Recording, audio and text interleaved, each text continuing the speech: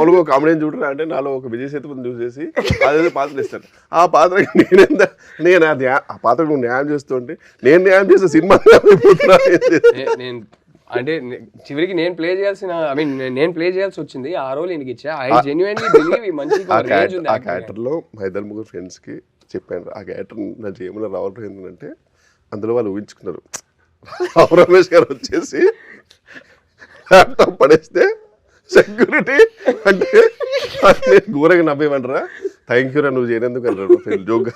ఊహించుకో రావు వచ్చేసి సంబంధం లేకుండా వాట్ ఇస్ దిస్ అని చెప్పి ల్యాప్టాప్ పడేస్తే అరే ఈ వాళ్ళకి అర్థం కాలే ఈయనకు అర్థం కాలే ఈ మనిషికి ఉన్న యాక్టింగ్ రేంజ్ ఏం చేద్దాం ఇంకా. ఇది ఇలా చెప్పి చేస్తాను. యాక్చువల్లీ కిషోర్ రైట్ ఎందుకు చెప్తాను, గూఢచారి climax thank you Goodachari climax సీన్లో హిస్ క్యారెక్టర్ గెట్స్ కిల్డ్.